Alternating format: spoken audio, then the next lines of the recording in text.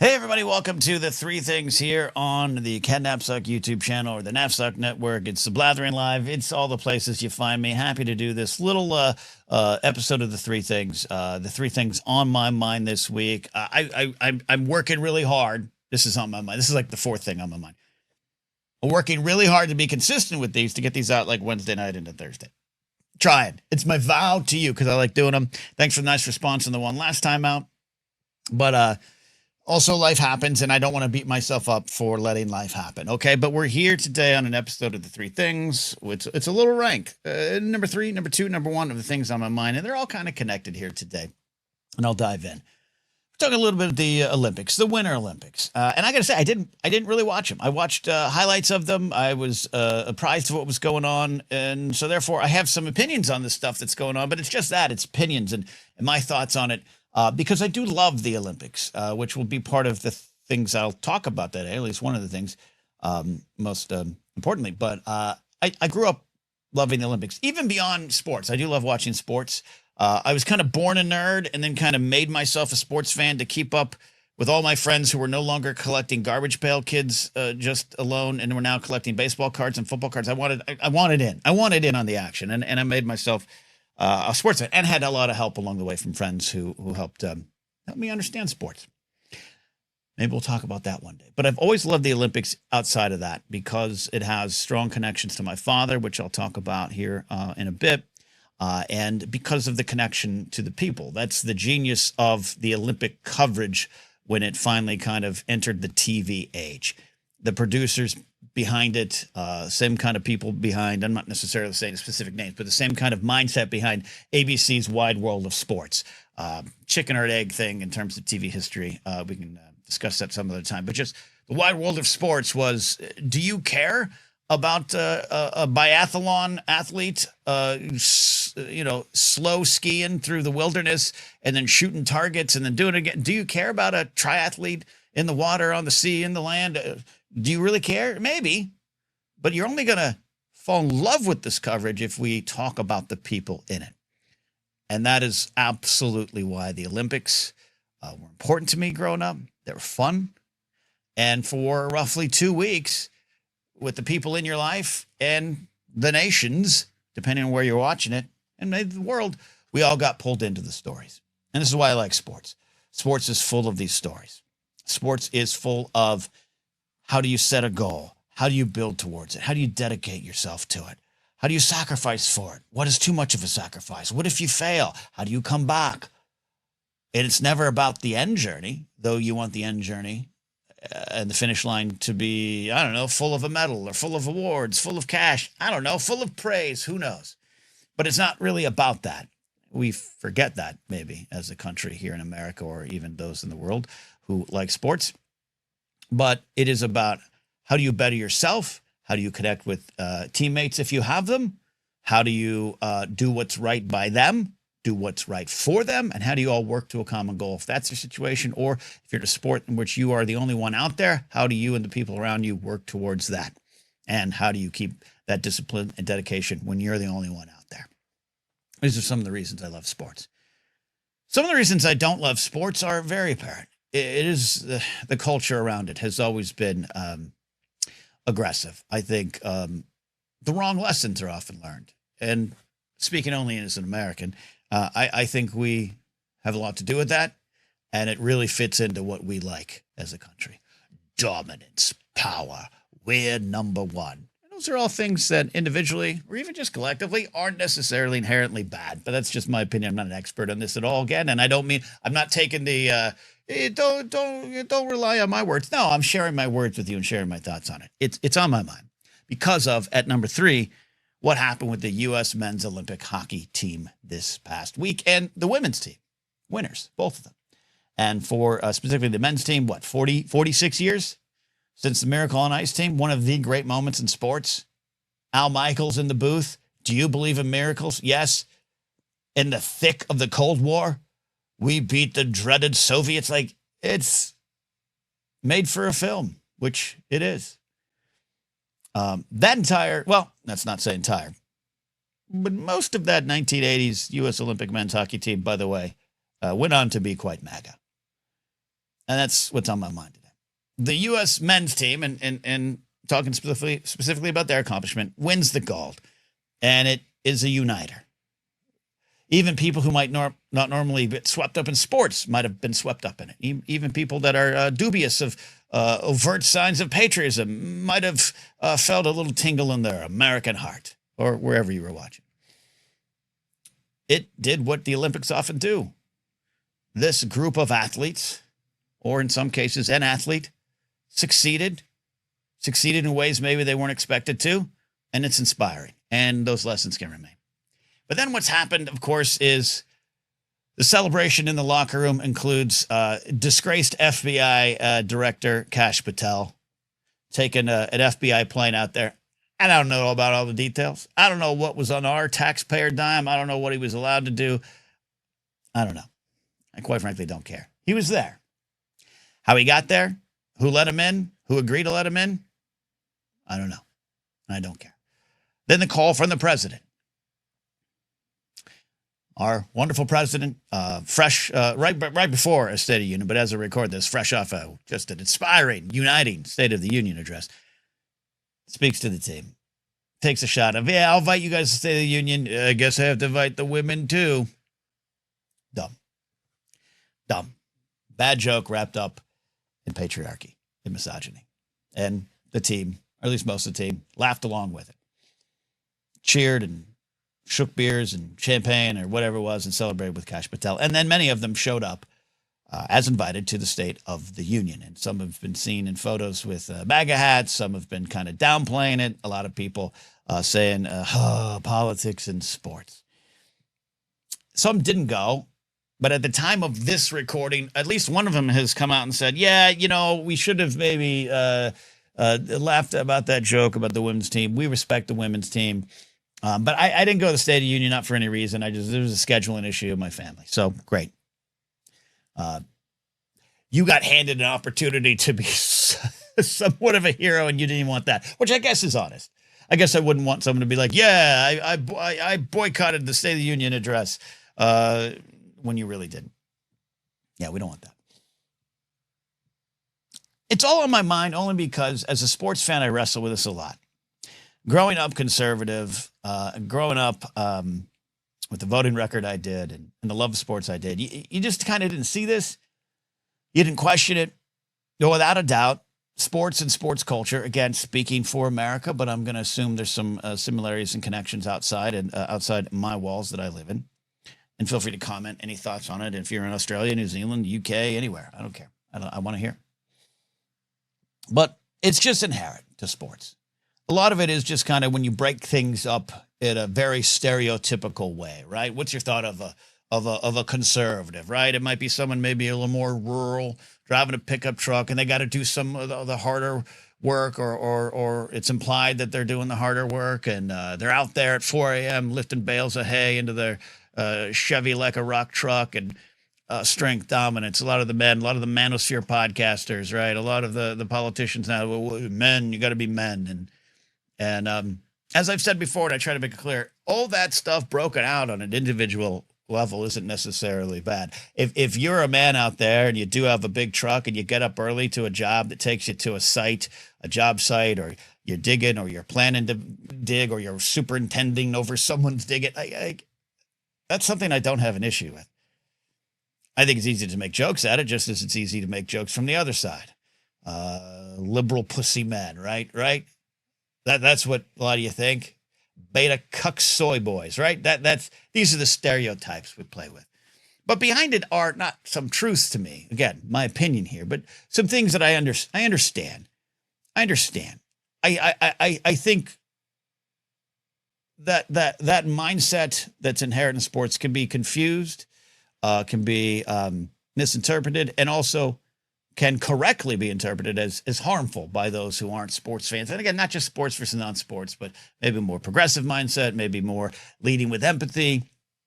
But a lot of those folks think that you are, and when I say folks, I guess mostly conservative, not just sports lovers, not just people with lifting bales of hay at 4 a.m, but if you have that kind of mindset and it's drilled into you, I think some of the things that you believe in your own mind are like a little empathetic, if you will, but just like, yeah, I am strong. I go out and do this job, salt of the earth, and I exhibit the most alpha nature. But I relish my strength and power because I use that to take care of my home, to take care of my business, and I pull myself up with the bootstraps.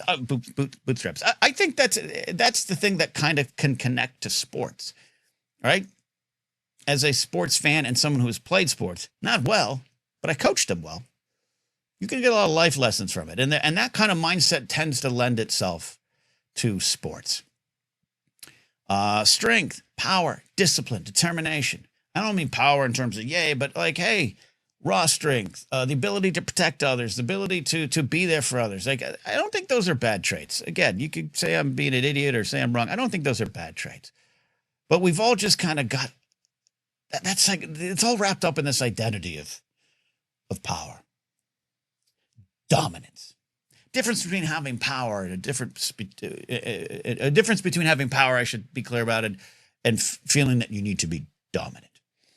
That's where I think a lot of folks who are sports fans, and mostly the ones that call into AM talk radio sports shows, which are exhausting people, but some of that energy is definitely over on the nerd side and has, I think, infiltrated the nerd side because it's just kind of human nature. And the digital media world that sprung up around pop culture looked at the sports world and said, we should do that, but with sports. Ain't that cute? And so that kind of created the mindset. But I think those that call into those shows or have strong opinions or wear face paint in jerseys while going to stadiums, and God bless you if you do. But I think those that take that seriously and make it part of their identity and their tribal divided off identity, I think just misunderstand the lessons of sports. They focus on the dominance. They focus on the winning. This country here, we love winning. But on the other side, I think progressive traits, coalitions, empathy and compassion and connection, respect for those around you, being concerned with the feelings of those around you. I think those are inherent in sports too, especially if you're in a team sport. Knowing your strengths, knowing your weaknesses, wanting to help others. The diversity is the strength. You all can't go on a football field and do the same things. You still got to have a kicker. Your entire existence, your ability to dominate, your ability to win might come down to the wispy, tiny leg, but strong leg of a kicker. It's truly a team effort. I just think those are kind of, dare I say, progressive traits. And those that have misread sports for now decades have won the narrative. They won the spot. And that has turned sports into conservative-coded, conservative-leaning, even maybe against its best intentions. And you might say, well, it shouldn't matter. No, it doesn't necessarily matter. It doesn't necessarily, I don't need to know what my favorite baseball team thinks across the board. I don't need to know. It doesn't affect my enjoyment, or at least it didn't. I personally have gone through a lot of changes socially and politically, as you all know, if you've been listening to me for a while. And that has, and during that time, during that growth, 2014, 2015, and definitely by 2016, I was not watching sports anymore, not following it. Kept tabs on it, maybe via social media or news apps or something like that. My Dolphins are doing this. The Yankees, we won a lot in the 90s. I'm spoiled. I don't follow it as much. We won in 2009. That's good. It's the last time we won. But really what I had gotten tired of was the discussion around it and those that believe that the sports are about winning and dominance. I just had kind of become exhausted by it. I also had kind of become exhausted by, if my team plays on Sunday morning, because I'm on the West Coast, the best coast. If my team, the Dolphins, play on Sunday morning, I don't need to hear weeks, if not months, or definitely hours of podcasts and shows and call-ins and tweets and skeets and reels about what the team might do on Sunday. I just want to watch what the team's doing on Sunday, right? And that has carried over to my discussion on the pop culture world, right? I'm interested in some of the business behind it. I have a podcast, Force Center, which we have to discuss the business of it. But at the end of the day, it doesn't affect me. What affects me is what's on the screen, or for my team, what's on the field. But it had become exhausting, and it was just fun, by the way. It was fun to suddenly the other part of my identity, the nerddom, the pop culture love, had suddenly sprung up in my life as a thing that now had currency, was a sort of currency for me to spend. People wanted to hear my opinion on Star Wars. I definitely don't agree, but they wanted to hear that. That's fascinating. I'm going to dive back in. I'm going to dive into that. And so that pulled me away from sports. But over the last couple of years, I got to be honest, the pop culture world, the nerd world, started exhausting me in the same way that sports does. And again, I think there's bleed over. I always say this, the greatest show of all time in terms of discussing things, whether it be pop culture, news, sports, whatever it may be, horses, squirrels, food, doesn't matter. The greatest show of all time is Pardon the Interruption. An early 2000 creation on ESPN to, at the time, Washington Post sports columnist Tony Kornheiser, Michael Wilbon, sitting down across from each other. You have a rundown of what they're going to talk about. Each thing's kind of timed, so there's a little adrenaline attached, there's momentum attached. They knew each other. They respected each other. Even their differences of opinion were well discussed, well thought, and came from a place of respect. They sometimes the tempers would rise, but it was always out of love, and it was compelling, and it was fun, and they were charismatic, and they still are. I think it's still going somewhat strong. Who knows what's going strong these days on cable and ESPN.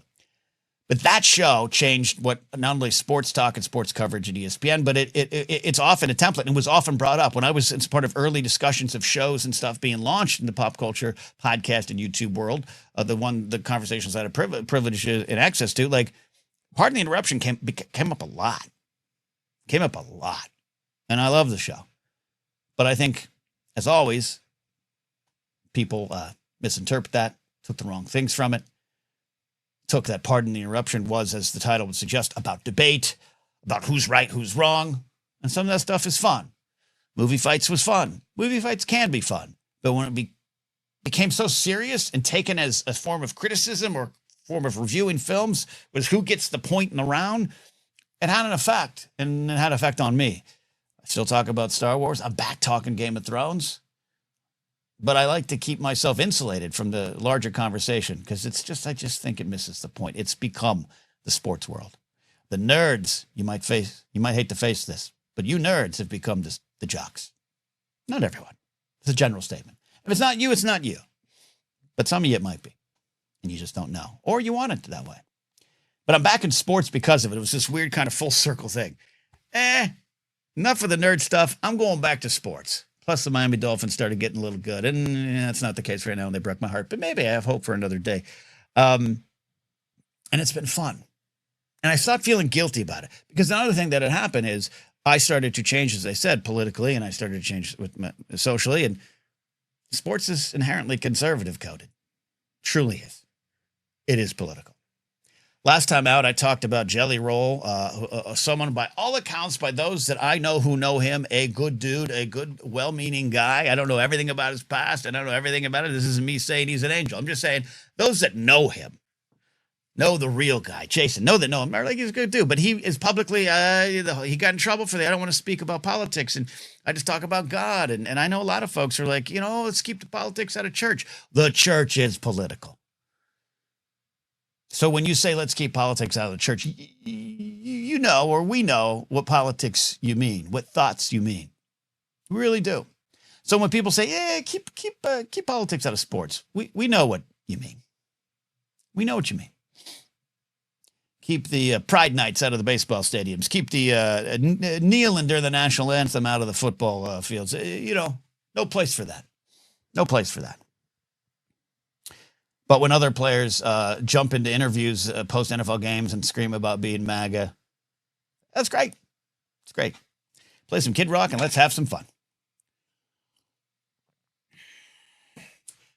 Sports is political. It is, because politics is everywhere. Politics is everywhere. I live in LA. The entire time I've been out here, born and raised in California, moved to LA in 1998. The Dodgers are stable. I like the Dodgers. I have an LA Dodger hat. I'm a New York Yankee fan, but I've grown to appreciate the Dodgers. They're kind of my local team. I love going to the stadium when I can. One of my favorite players, Don Mattingly, a New York Yankee great, managed the Dodgers for a while, and maybe can't appreciate the Dodgers anymore. And I think they got a great history as a team. But the Dodgers are political, not because of who owns them, someone who profits off of private prisons, not because some of the players who are on the team or those recently retired. Dodgers are political because they screwed a city, Brooklyn, to leave, though they were outgrowing the city maybe, and there was some stuff going on. It's a fascinating story that I don't know every corner of. But then they came to Los Angeles. Great. We're going to put you in the Coliseum for a couple of years while we find the perfect place to build your stadium. And they did find the place. Chavez Ravine. The fact that there was an entire community there of predominantly lower class brown people was not a concern to the city, not a concern to the Dodgers. Eminent domain. You all got to go. Many forcefully. It's a dark chapter and a dark stain on the franchise. And it's political. It's political. Sports is political. So when you represent America and you unite America through a great win, I didn't see the highlights of that and think everyone on that team was progressive. And I don't need everyone on that team to be progressive. I'm going to assume that on a team of 20 to 25 athletes and coaches coming up in the sports world, there's probably some folks I don't agree with on the team, but I can still watch and I can still celebrate. But I've struggled with that since coming back to sports. I have absolutely struggled with that coming back to sports. When some players on my team or teams, the Dolphins or the Yankees, hell, the Yankees, man, talk about conservative coded team. Might as well be the New York Trumps at some point. It does affect me. It does affect me. One of my favorite players, Mariano Rivera, Hall of Fame closer for the New York Yankees. It does affect me that after baseball, he's embroiled in a scandal of hiding up abuse at a church he's involved with. Yeah, that affects me. It's hard not to. And I struggle with continuing to watch something that enriches me, and sports does, that brings me joy, sometimes a needed distraction, but it still brings good things to my life, but I struggle with sitting down and watching it. But I struggle with everything. I can watch a movie. Not everyone on that cast, and I guarantee you, especially if you live out here in Hollywood, you know enough. I don't know if this comes as a surprise to those who are happen to be watching this on some rural farm, getting ready to pick up your bale of hay and put it in the back of a truck. But most of the people behind the production of movies, most of them, generally speaking, not really progressive. Los Angeles and the greater Los Angeles area has way more red areas. I don't just mean that in terms of red hats, but just red areas in terms of political coding. They have way more red areas than blue. The blue is just maybe denser, louder, and carries the reputation of, the old liberals in Hollywood, which is true. It's true. But those actually on the sets with you, those putting the microphones on you, those putting up the lights, those recording your sound, those doing the clapboards and running the cameras, no. Most of them are not just conservative coded. They got that kind of sports coded. Salt of the earth, wake up early, hardworking. And by the way, they all are. Film crews, TV crews, insane in terms of their workload and work hours, to the point where we sometimes maybe need to correct that. These are good people. Outside of their individual beliefs that I don't know in this moment if I'm talking to you, they're good people. I've never been on a set where I thought lowly of anyone making the set work. And in fact, quite the opposite. You kind of realize when you're on a working set of any kind of size, you're only having success because of them. Absolutely none of this matters if this crew isn't around. So that's why I could separate it a little bit. But this week it was hard to separate, and it was hard to escape the absolute disappointment. Look, not everyone in that locker room may have wanted Kash Patel there or known why he was there. Not everyone might have wanted the president to call. Not everyone might have wanted to laugh. It's like the Billy Bush thing going back 10 years with the grab him by the pussy thing. Like, I don't know how much I put on Billy Bush for that. But all that speaks to the bigger issue. When you say keep your sports out of politics, it is politics. Politics is everywhere. And if you continue to choose to not be aware of it in this moment, you're draped in American gear, the red, white, and blue, good old USA, and this president calls. You might even love this president. You might have even voted for this president. But for you not to have the awareness that this will have some kind of ramifications, because in 2026, we are truly in unprecedented times. This isn't Reagan. And I could say a lot about Reagan. This isn't Obama. This isn't Bush. This is not normal. And maybe the times were never normal, and we're all just learning that. But winning now in sports and accepting an invite from this administration to anything is going to carry some consequences that I think you're aware of. So don't act surprised. And I think it's fair for all of us. I truly think it's fair for all of us to be disappointed. Can that be a bit much? Can there, can people be too angry about one hockey team showing up at the State of the Union, or taking that phone call, or laughing at that joke? I don't know. Maybe. Some days I would say yes. Not every day. But yeah, sometimes I'm like, pick our battles. What is this? But I think what happened this week with the hockey team speaks to a lot of people not having to challenge not only what they believe, and their actions, but like what their actions can do, but just that they are in this world that is constantly political. Politics is not just that old person running against that other person. It's not just about that person wants power, I can't trust them, they're all the same. It's not that. Maybe it might be. Maybe there's some truth in that. And trust me, got some ineffectual Democrats. We got some very ineffectual Republicans. I got it. But we can no longer function in this world with these blinders on. It isn't just finger wagging and scorn, from my opinion, that the U.S. Olympic men's hockey team is facing. It is kind of enough. I think that's what the vibe is, at least for me. Enough with this, man. Enough with this. I get it. Someone makes a joke in front of you, sometimes the easier thing to do is just go, ha, ha, ha. I get it. I've been in those situations, and guess what? I might be in those situations again, and I might fail at it. But we can strive to be better. I don't know what I would expect them to do. I don't know if the phone call rings as the president, you leave. I don't know. I'll let other people decide that. I don't even know what I would do in that situation. I mean, well, I would do. If I was in a comedy green room and someone said President Trump's on the phone, I'm out. And I'm probably saying some strong words to him, and Secret Service is waiting for me by the time I get home. But I'm sometimes in green rooms with folks that I'm not too thrilled that they're there. I got to do my thing. I don't know. I'm not going to hold the individual members of that hockey team to the flames too much. But what I am really thinking about this week is that it's just enough. It's enough on the blinders. Like I said recently on shows, I do think there's people out there. There's people in my hometown who just they don't have to question any of this. They've never had to question any of this, and they're not turning away. They're just not watching the news. They're not plugging in the news. They don't think there is politics in sports. They don't know anything about the Dodgers and how the stadium was built. They don't know anything about that movie. That Star Wars movie has politics in it. What are you talking about? I truly think some people have that actual view of it, but I think for the rest of us, a president that is not leading our country into fascism, but is put the flag of fascism right in the center for all of us to deal with, whether or not we're actually officially there. See what he's doing. You see Kash Patel, an absolute joke of an FBI director, absolutely part of the suppressive regime. And if you side with that, and you take that call, you laugh at those jokes, you've made yourself political. That's political. And enough is enough. And by the way, you can still have that. Laugh. Laugh full-throated.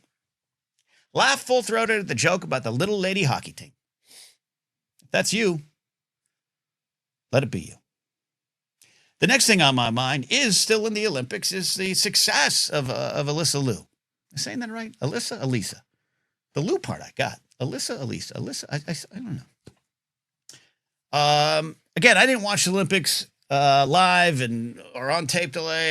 The only thing I watched of the Olympics, I just happened to have it on like the first day, was Lindsey Vohn's crash, which I thought was tragic. But also, hey, maybe she'll rise again. Whether she skates again competitively, I don't know. But I give her all the credit for 41 saying, nuts to all the narratives, I'm coming back.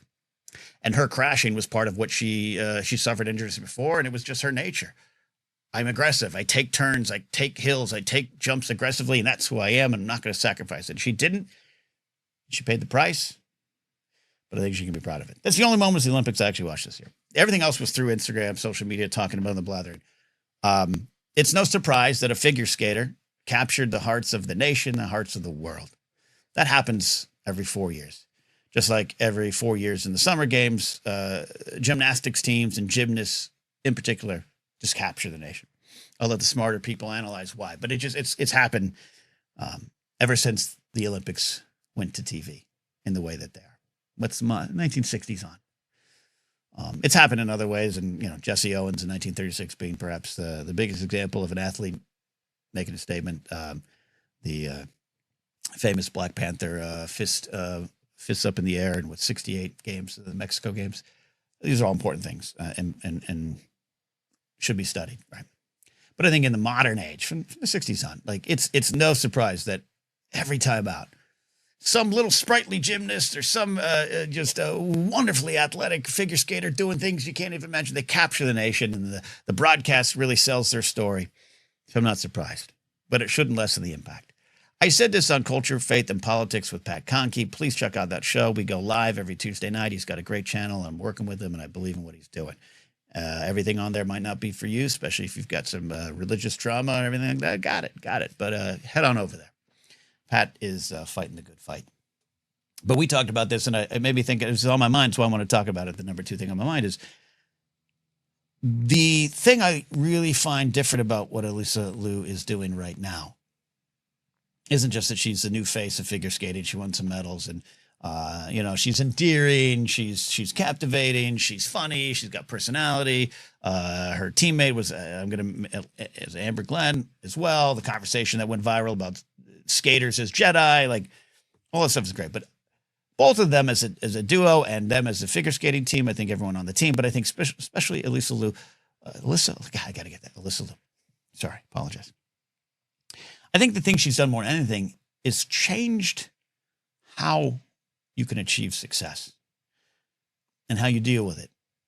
And it's not accepted what came before. And she's so young, and I know part of her story is she had already quit and was done and then came back, and her coach wasn't sure about it, but she said, no, I'm coming back.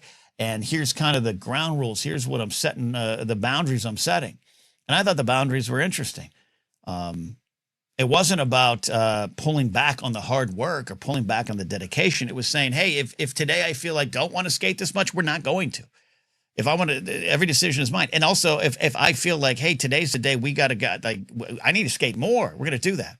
It wasn't about a lack of dedication to the craft. It was pushing back against the idea that, hey, we got to be doing this 18 hours a day.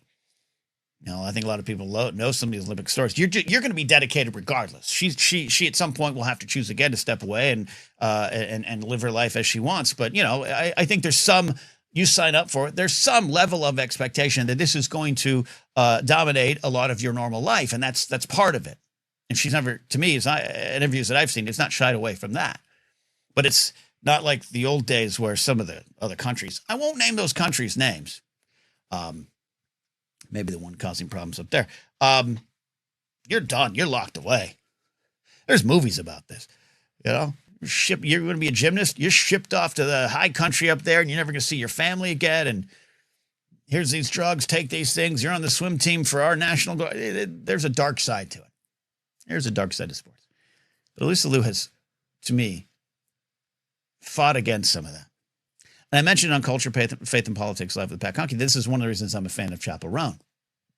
I'm a fan of her as an artist. I'm a fan of what she has to say. And I just think she's truly doing some great things and is one of the greats of our time. And we'll see how long she carries that on. But she has made some headlines for saying, hey, I go to this red carpet or you fans out there who I love, but like some of you go past the boundaries that I'm comfortable with. Some of you on the red carpet, you're treating me like meat. And you know what? This is how it's been done, but it's not going to work for me.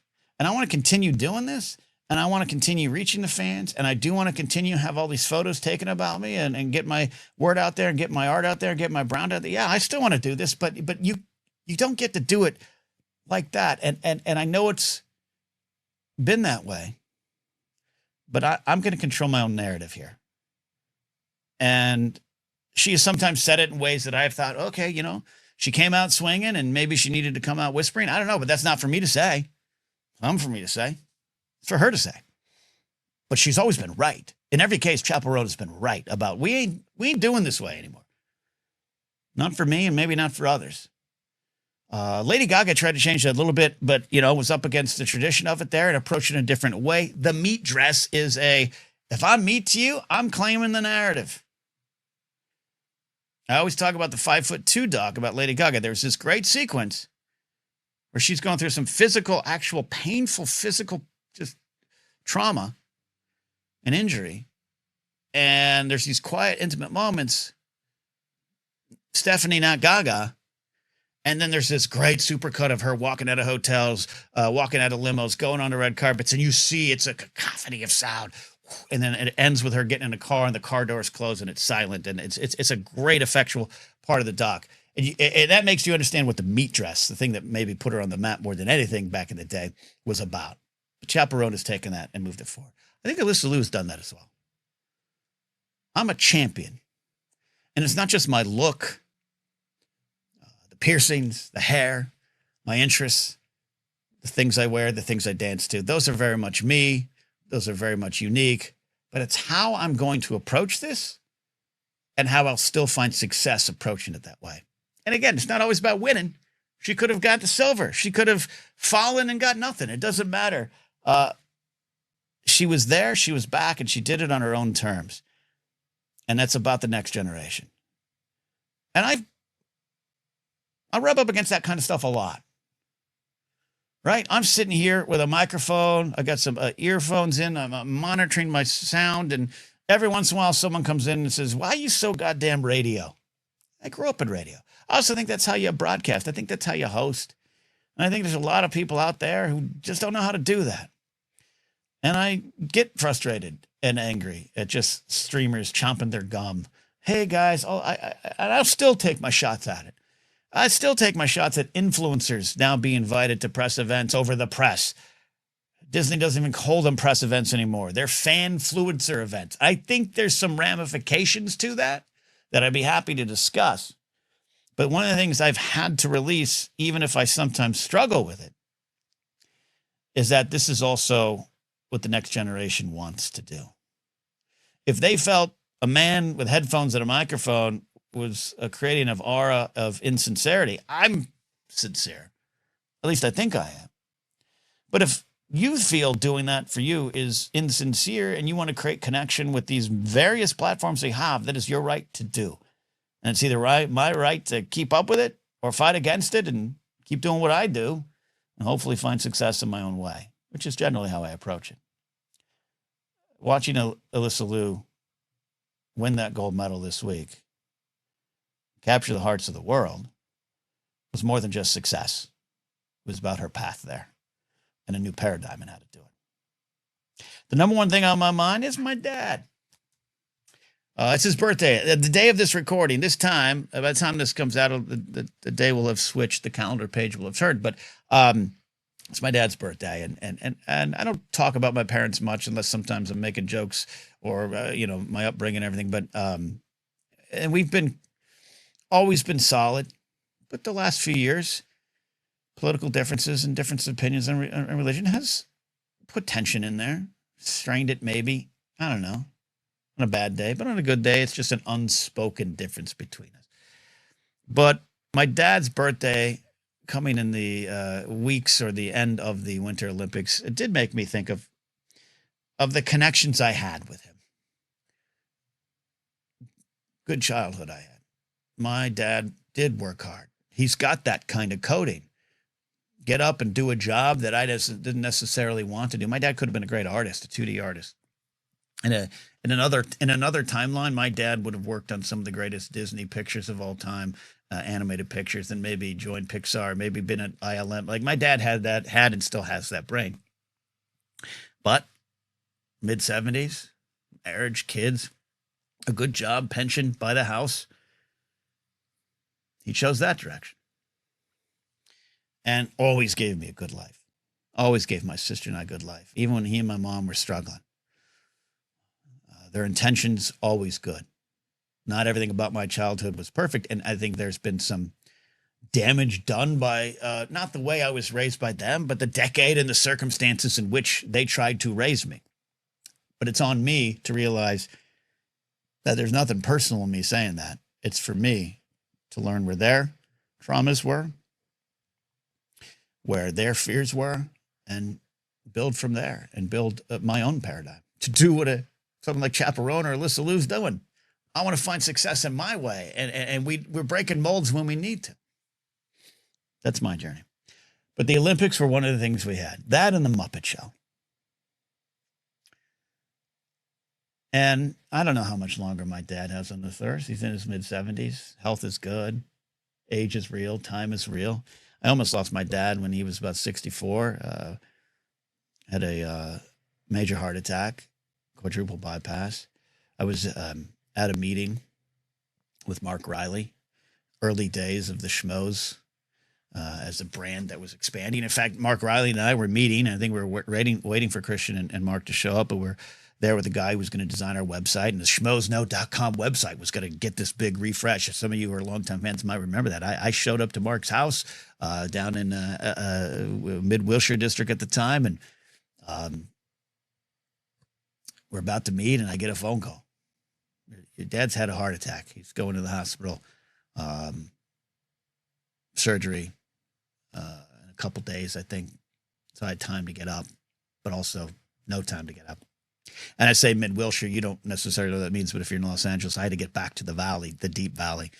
It's a long drive just to get back to my home, to pack up and race 3 hours north to my parents' house in my childhood home. And I did a lot of thoughts and a lot of staring to the sky, and my dad got through it. And we still don't know. As I record this, we don't know.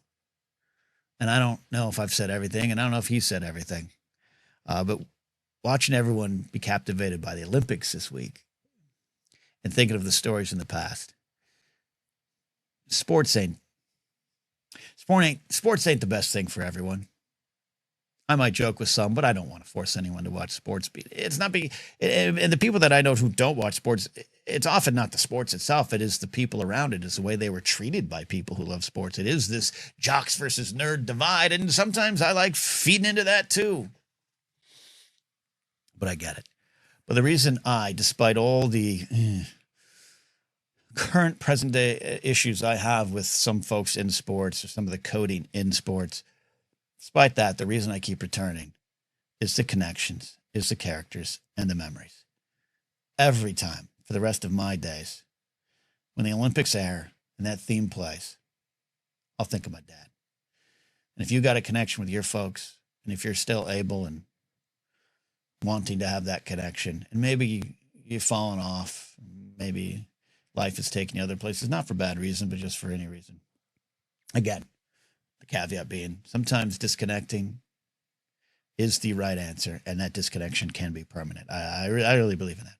But for those who are privileged to not have to deal with that situation, if you got something that reminds you of that connection, celebrate it, focus on it, and maybe let that drive you to making that phone call, that text, or sending a letter or an email, a smoke signal, or drive up and see them. That's it. That's the three things for now. That's the three things for this week. I'm Ken Napzok. Thanks for hanging out with me here on the Napzok Network or the Blathering Live. Check out our live shows. You want to support at Patreon, patreon.com/Ken Napzok is where to do it. You can become a YouTube channel member. I'll talk more about, I'm in such a wonderfully strong, emotional, strong point in my life, but I have so much uncertainty for my future and things are coming to a head. So I'm excited. So all that to say, I appreciate you watching. I appreciate you liking, subscribing, leaving a comment, leaving a super thanks, super chats, all those things that you do to help support not just me, but your favorite content creators. Oh, I said that phrase, but it is what it is. I appreciate it. All right. We'll see you next time. Bye.